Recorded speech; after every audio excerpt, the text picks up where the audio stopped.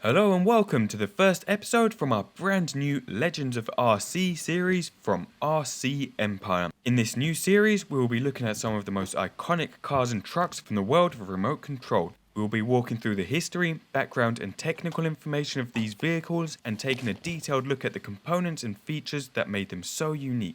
So let's kick off our first episode with the absolutely stunning Tamiya TXT-1. Before we get onto the truck, one thing we have to look at is this amazing original box. And I'm so happy we have it because it is as monstrous as the truck itself. It measures in at 645mm long, 400mm wide, and 175mm tall. You can just imagine walking into your local hobby shop in the early 2000s and seeing this massive bright white flagship of a box on display. The Tamiya Extreme truck was released in late 2001 after the Juggernaut 2 and featured a redesign of key components that made it massively successful for Tamiya, only being discontinued in 2012. On the front of the box we have a picture of the truck and some basic information. Now with this kit you actually got one pre-painted body as well as a spare shell, which we'll take a look at in a second. In the right hand corner you have some Japanese writing just giving you some specs of the model, and on the left hand side you have bits of information on what you need to get this kit up and running. So that includes your main 7.2 volt battery,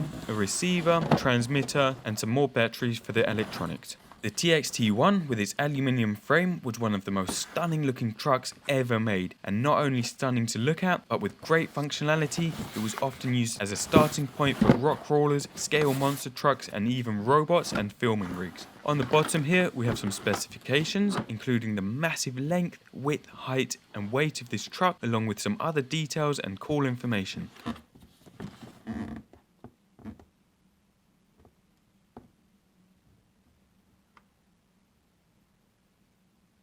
You can actually see the original price of this truck was €515 in 2002, or around £315 at the time. And around the sides we've got a nice action shot from Tamiya and a detailed labelled picture of the truck. Now if we take a look inside the box, left over from the build we have our important information and instructions with some warnings.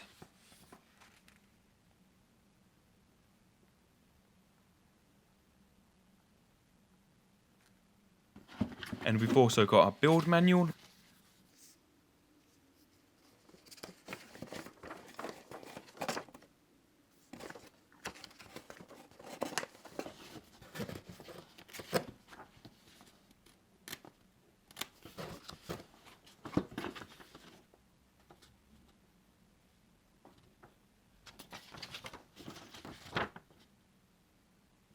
With our speed controller fitting page. Now if you look on the front of the box, these stickers should actually be on the pre-painted body and they were left to the user to install. Interestingly, the kit only came with one set of official stickers for the pre-painted body and nothing really for the new shell. For example, the lightning bolts. We've also got our aftermarket transmitter in here, and this is an ACOMS Technic Plus Alpha. One thing I've always loved with these ACOMS transmitters is the level of resistance in the levers, and it just has such a quality feel, and we'll be powering this up later in the video. Now originally, when you cracked open the box, you had two chassis plates zip tied flat and securely onto this red card here, stopping them knocking into each other and scratching or denting. And under this card is our spare body, and I don't actually think it's ever been out of this bag because there is not a scratch or a fingerprint on it.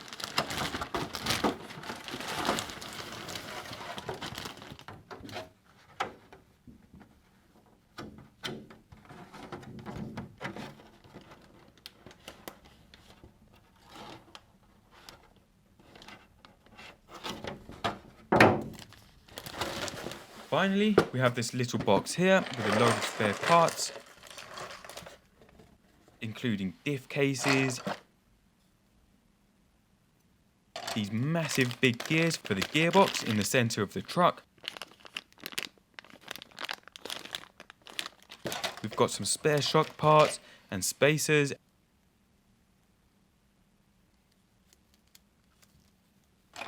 and a couple of part bags with some extra screws.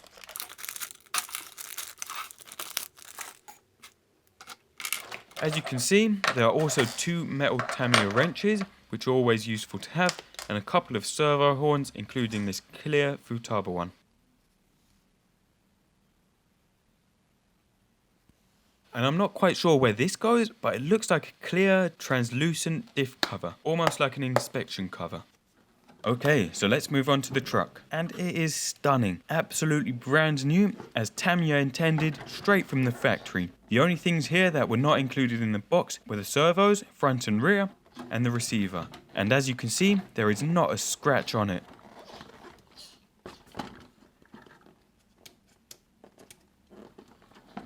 Now, just to give you a sense of the size of this truck, the total width, just as stated on the side of the box, is approximately 385 millimeters. The length from tire to tire is 480 millimeters, and the wheelbase is approximately 335 millimeters. On the front, we have this big raised bumper to protect the body and upper part of the chassis, and this is 150 millimeters long, and the distance between the tires are 100 millimeters. Also, in case you wanted to know, the distance between the body post is exactly 87 millimeters from the center points. The total length of the shell is 460 millimeters, and the width of the shell, including the wheel arches, is 185 millimeters. And of course, you can see these massive Tamiya tires here that we'll take a look at in detail later on. If we take a look at the pre-painted Lexan body, you can see that even this is absolutely mint. As mentioned, compared to the picture on the front of the box, it's missing those decals that we saw in the instruction booklet. You can see there we've got a few Tamiya stickers and that nice mirror finished rear window and a nice fade from black to blue on the back.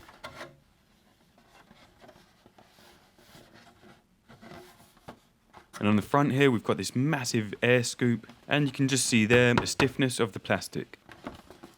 And this amazing sharp bright yellow on the front. Now, under this clean shell, we have something that looks like it's out of a Terminator film, and it is an absolute mechanical monster with this amazing bare aluminium framework and these twin vertical chassis plates showcasing all these massive components. And for this video, we will be working through all these components from top to bottom and taking a look at them in detail. If we take a look at some of the measurements of this metalwork, you can see that it is approximately 8 millimeters wide around most sections. It has a thickness of 6 millimeters and is beautifully machined. The length of the chassis plates are exactly 380 millimeters and the height is 110. In terms of ground clearance, across the center here, you have this variable ground clearance, which at its highest point gives you a clearance of 95 millimeters. And on the front here, you have a fixed clearance of 50 millimeters. Across the chassis plates, the width is exactly 102 millimeters, making the total width of this chassis with the thickness of the aluminium a total of 114 millimeters. Now the plates here are held together along the top by the rigid 7 millimeter diameter aluminium rods. And the gearbox in the center, which you can just about see there, and the center plate holding the electronics on. A nice touch from Tamiya are these 6mm aluminium bars across the front and rear bumpers, which let you comfortably lift the car up from the bumper without worrying about breaking the center bit here. And you can see these bars are needed because the plastic bumper alone is quite flexible and wouldn't be able to hold up the 5+ kilograms of this truck. Now starting from top to bottom, on the top we have this really nice simple layout for the electronics. Now what's great with this truck is that all these wires and components are easily accessible, easy to inspect and easy to play with. This is as opposed to a lot of trucks that came before this, such as the Tamiya Clodbuster or the electric Kyosho USA 1, which had their wires, speed controller and even servos encased within a plastic chassis casing, which you would have to unscrew and take apart to access the wires. And I'll be showing you in detail what I mean with these trucks later on in the series. With the TXT-1, we've got our mechanical speed controller with neutral, 2-speed forward and 2 speeds reverse, and this is encased in this protective clear display box so you can see exactly what's happening in there. What you can also see here is Tamiya 2001 printed on this case. Now there was a TXT-1 clone and this clone did not feature this 2001 stamp. On the front we've got our resistor, and this is part of the mechanical speed controller setup with these blue wires feeding into the speed controller. And in the middle, we have our aftermarket ACOMS 2-channel receiver.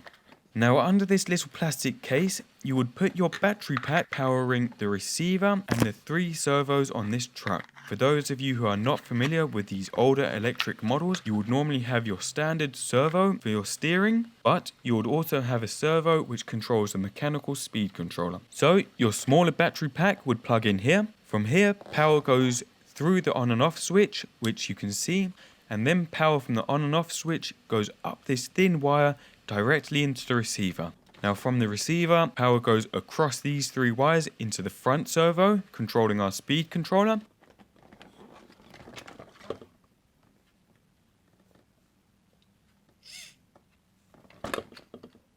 And then power from the receiver also travels down through this wire, splits into 2 directions, and powers the front and rear steering servo. The steering servos, speed controller servo, and receiver would all be powered by this smaller battery pack, and your main 7.2 volt battery pack would only power the motors. Quickly, if we power up our transmitter and our electronics,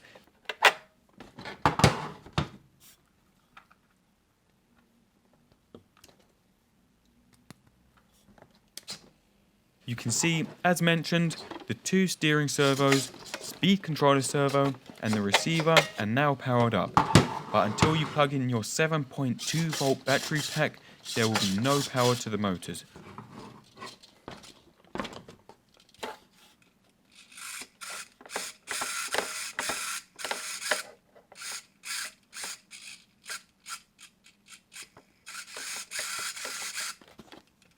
So your main power pack plugs into here on this Tamiya connector. Power from that goes to the speed controller and directly to the motor when a contact is made inside the speed controller. So this little plastic box here protects and holds the smaller battery pack in place. And it's got its original white brittle elastic band here that pulls over the top and hooks into there. On the back we have our battery tray held closed with these 2 clips.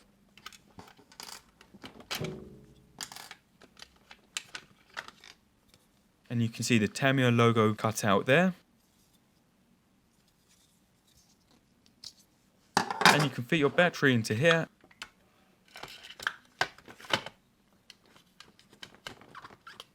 And plug it into your Tamiya connector.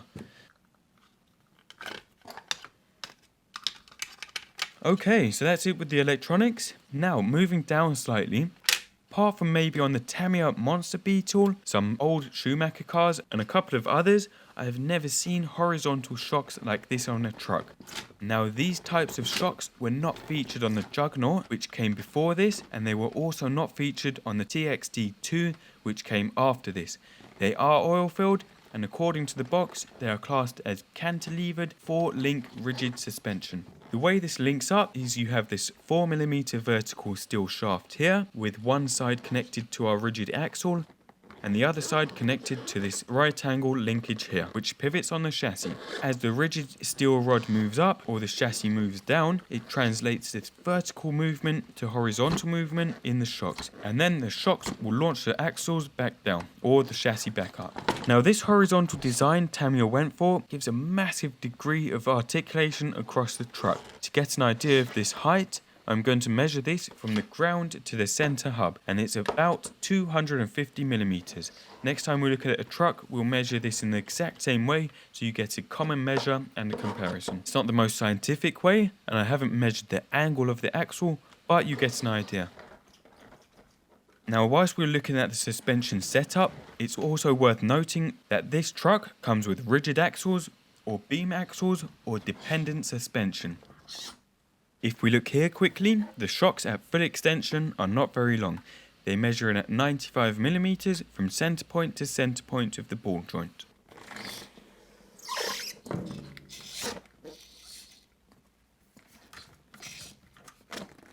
Moving down now, we get to our gearbox and these twin 27-turn motors. Again, unlike the Tamiya or Kyosho trucks at the time, The TXT-1 featured 2 motors feeding into a single gearbox, and from there, power is transferred to the front and rear differentials through these steel drive shafts, and these shafts are 6mm as opposed to the 5mm ones you would have found on the Juggernaut. On other trucks, like the Clodbuster or USA-1, you didn't have a center gearbox. Instead, you had an MOA or mount on axle setup, where you had one motor feeding directly onto a rear gearbox and differential, and one direct onto a front gearbox and front differential, so the front and rear wheels spun independently. From the center gearbox, we have these 6mm steel drive shafts with these U-joints on either end, and these feed power into these big old diffs on the front and back axles. These diffs have 5 steel beveled gears inside, 3 smaller ones and 2 bigger ones. Also underneath, you can see here these thick aluminium struts holding everything together,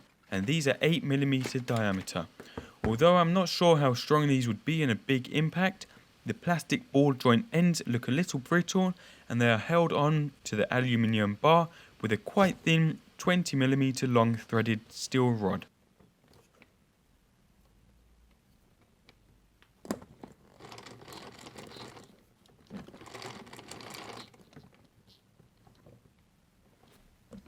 And finally, on the bottom here, you've got these kind of anti-roll bars, and these are the original zip ties that came in a box to keep them attached. Before we get onto these massive tyres, we have our steering setup. Now the servos are standard sized ACOM AS12 servos, but for these massive tyres and this heavy truck, they are underpowered and slow, and I'm not sure how long the plastic gears inside them would last. Although what's nice, with this big open mounting area and these adjustable posts, you can actually fit a quarter size servo on this truck, which is perfect if you wanted to load this truck up as a heavy filming rig and needed a real heavy duty servo. Here we have these basic linkages for the servos. The top linkage comes from the servo to the right wheel, and the bottom strut goes from the right wheel to the left one. Now interestingly, this is one of the first monster trucks that featured separate servos for the front and rear wheels, and this is a feature that was changed from the Juggernaut 2. You will see in our next few videos, trucks like the USA-1 and Clodbuster featured a single servo in the middle of the car with a push rod on each side of the servo horn. So as the servo rotated, it would turn the front and rear tyres at the same time. An advantage of this servo on the front and rear is that you can independently set them up to turn how you like. So you can either lock the front ones straight and turn the rear ones, or lock the rear ones and turn the front ones, or as we have now with this truck, turn both wheels in the opposite direction to turn in a circle. Or you can have them both turn in the same way and move the truck like a crab. But this is more advantageous on rock crawling applications, or if you're using this platform as a filming rig and you want the truck to move diagonally. So if we take a look at this little rock crawler here, you can see these motions in action.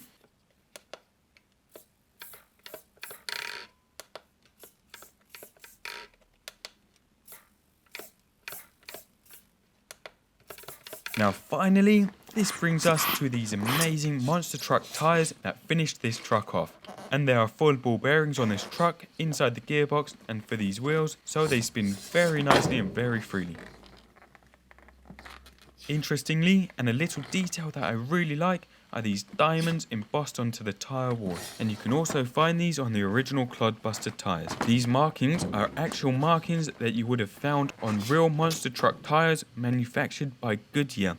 Now talking to Ryan Anderson, he told me that Goodyear still make truck tyres, but you would need to order quite a few sets to make them worth their while firing up the molds. Also, Monster Jam now force their drivers to drive BKT tyres exclusively. But you can certainly see these diamond patterns on older trucks like the old Gravedigger, the Taurus or the Samson 1 monster truck. So there's a little history lesson for you, and this pattern is still being replicated today on scale model tyres, which is nice to see. Now if we take some measurements of these monster tyres, they are 155mm in diameter, the tyre wall thickness is 40mm, and the monstrous width is 115mm, and the diameter of the actual wheel is 74mm. Now to take the tyre off, you have a basic 7mm nut, and note that the tyres haven't even been glued.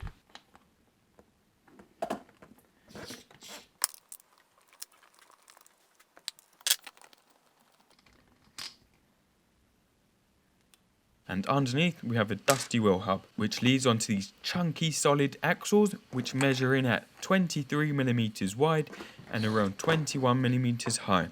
If we take one of these monsters off, you can see just how big it is. You can also see that, like all Tamiya monster tyres, the chevrons only go up to the centre point of the tyre, whereas the real monster tyres have a slight overlap in the middle, like you will see later on in this series with other trucks like the Kyosho. Now you can see on the back here, you have these 5 little tabs, and these secure into the wheel hub like so. If we get our scales out, you can see that this tyre weighs in at 375 grams, which is quite heavy, and all the tyres on this truck actually weigh slightly different. So one weighs 385 grams and the other weighs 395 grams.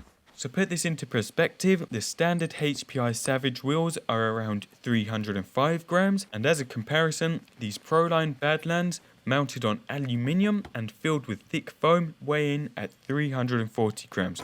So there is quite a lot of rubber here.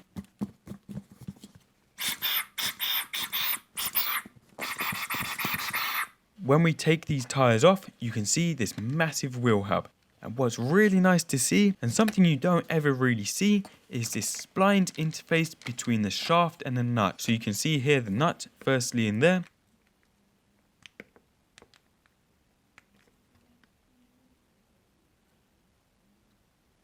From the axle you have this splined shaft, and this is exactly how this type of interface should be, between a hub and a shaft, and this is what you'd expect to see on the end of a real drive shaft on a real car.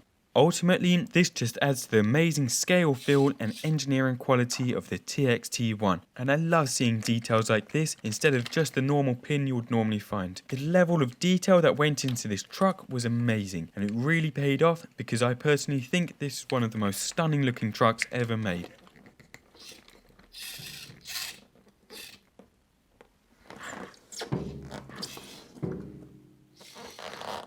And something that again I think is a real great piece of design on this truck is this massive, solid, heavy bumper which protects the steering linkages and the axle from head-on impact. Again, you don't really see this with a lot of fixed axle trucks today, so you get a lot of trucks with quite exposed steering linkages. Finally, before we finish, just to give you a perspective of the size of this truck, I want to compare it to a few other models. Now interestingly, the TXT-1 is marketed as a 1/10 scale monster truck. The Wild Dagger we have here is marketed as a 1/10 scale racing truck, which is fine. The monster truck should be bigger, and it is. Now just for a bit of fun, this is our 1/24 scale rock crawler, just about as big as one of the tyres on the TXT-1. And finally, we have our Savage X 4.6, and this is where scale convention goes out the window. The Savage X is marketed as a 1/8 scale monster truck, so technically it should be a lot bigger than the TXT-1, but personally, I would consider the Savage as being racing trucks or stadium trucks. And that's it for this video. I know I've given you a lot of information and this has been a lot longer than I thought it would be, but these trucks deserve a full detailed overview because they are getting harder to find, and I hope I have done the TXT-1 justice. So we will be back with another vehicle in our next episode, and when the weather dries out we will also be back with a full starting and running video of the TXT-1. So I hope you have enjoyed. If you have any questions or you would like to see anything else, let us know in the comments or drop us a message, and please rate and subscribe. Thank you for watching, and I will see you soon.